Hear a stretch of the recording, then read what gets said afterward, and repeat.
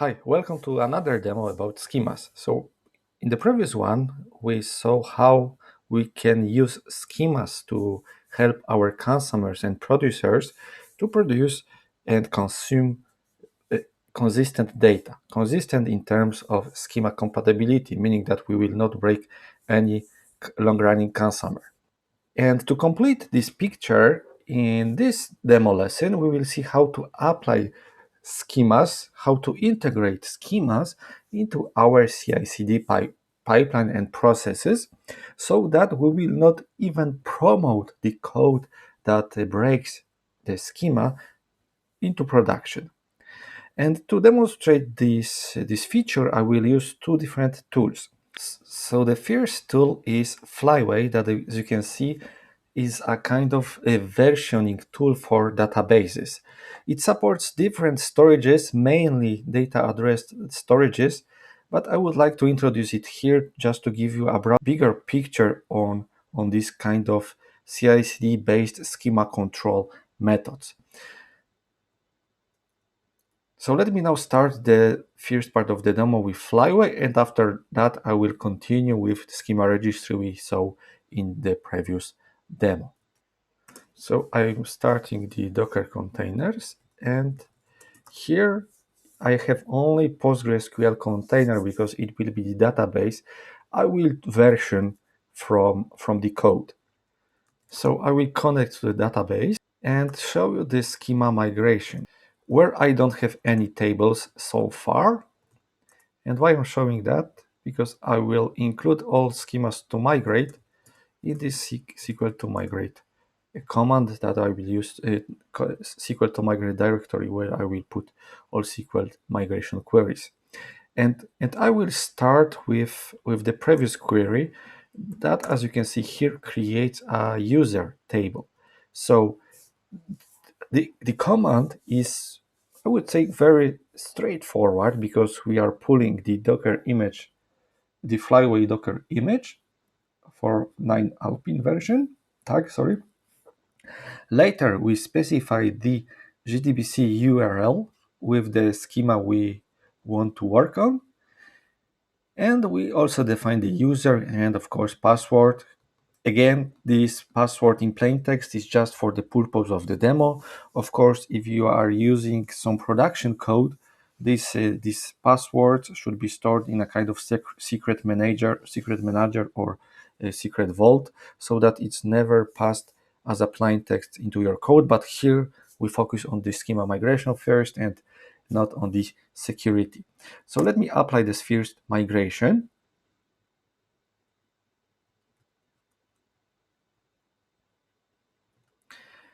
So here, and as a result, we can already see that some of the steps that Flyway makes when it migrates the schema. First is to detect the most recent version, which is null, of course, because we haven't replayed any schema migration scripts yet. Later on, we have the information about the migration that is applied, and for us is the initialization step with the users table. And later we have the outcome. Outcome says simply that the current version is V1. Migration took, well, very short period of time, and that's all. So let me go back now and show you that things changed in my skip in my namespace. So here we see two tables. The first table is the users table that I applied on Flyway, and the second is the Flyway schema history. So when I describe the users, you can see that I have my table correctly created, and when I select the data from the Flyway schema history, you can see that we have our kind of versioning log with all the changes made so far, and you can already deduce also that the name of the script is used as the version number and the description of the change. We also have other information like setup date, user, checksum for the file, execution time, and of course the outcome. And how does it work under the hood? Under the hood, Flyway analyzes the difference between all migration applied so far that are stored in this flyway schema history and the migration that are available in the directory you pass, the directory that contains the script to migrate. So to demonstrate that to you, I will create another file. This time I call it v2, and as you can see, it adds a new column to the users table. Again, I will apply the migration command, nothing changes.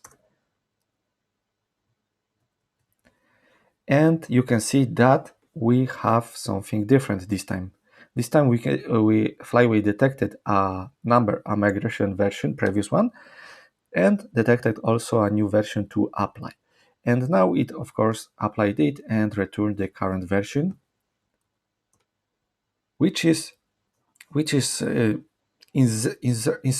to the Flyway schema history table exactly the same way as the previous one, and of course the change applied correctly.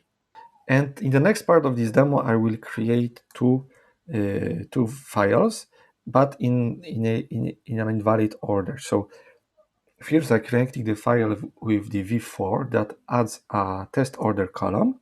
And later I'm creating the file with a v3 that drops the test order column. So logically, if Flyway applied these changes by the creation time of the file, it should work. But since the logic is different, since the logic is based on the vx prefix, well, you will see later that this whole migration will fail. So I'm running the migration right now, and correctly, oops, yes, you can see that we have the same information as previously. That also proves that Flyway preferred the v3 instead of v4, even though v3 was created after v4, and that the migration failed simply because the column doesn't exist, simply because the column was added to in the v4. Okay, yeah. So let me roll back these two changes and apply the migration in correct order. So here we can see that we are adding the column and later we are dropping it, which obviously should work because we have the correct sequence based on the versions. So I'm running the command, and this time I should apply, yes, Flyway applied two migration schemas, and we can also see it in the schema history. And in the last part for Flyway, I will show you the importance of checksum and guarantee that it provides. So checksum is related to the content of the file, and here I'm going to alter the v3 delayed test file by other content, and you can see that I will also add a new version file with some dummy code. And the goal here is to show you two things. So the first thing is the failure due to the checksum difference, so that even though you recreate the version file, it won't be integrated by Flyway. And the second way is that the application is sequential, meaning that if one apply fails, the subsequent ones will not be executed. So I'm running the code right now. And as you can see, when I run the code, Flyway detected different checksums for the file and asked us to do some manual action. And if you check, we don't have the v5 integrated. So that was for Flyway. Now it's time for the second part, where we will use the well-known schema registry for Apache Kafka. And to demonstrate the features, I will create our orders topic and define some schema for the value. So the first interesting information here is that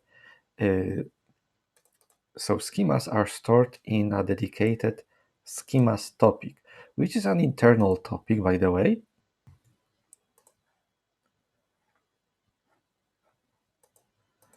And as you can see here,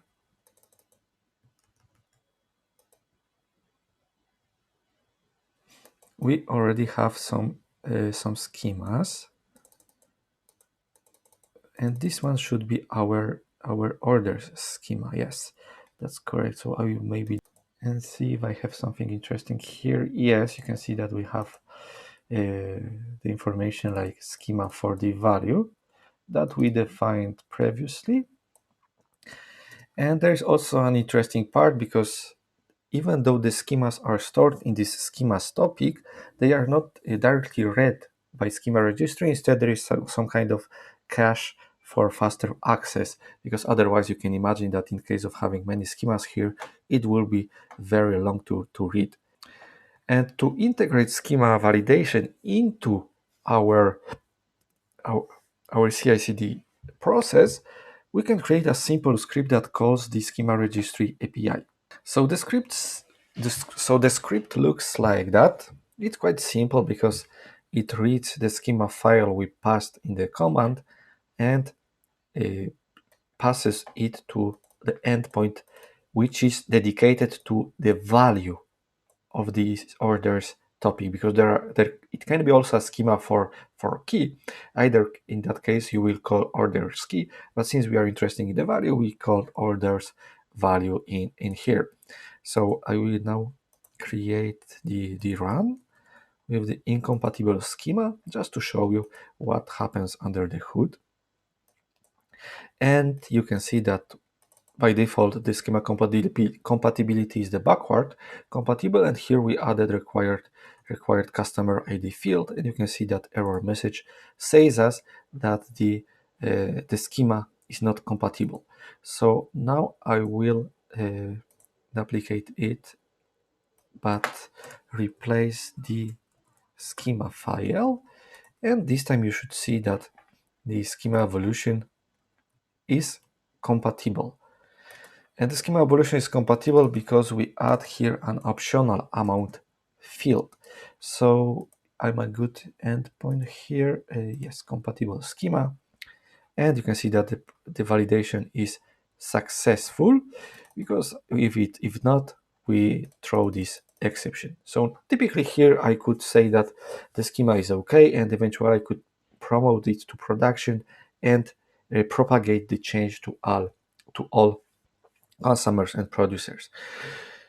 To sum up, here we saw two different approaches with two different tools to deal with schemas. Both can be integrated in the CI/CD process and executed before pushing any production or consumption code using them. So in the first part, we saw Flyway, which is mostly dedicated to data address storages, and the second part we saw Schema Registry, which, as you know already, is a part of Apache Kafka. So thanks for watching and see you in the next lesson.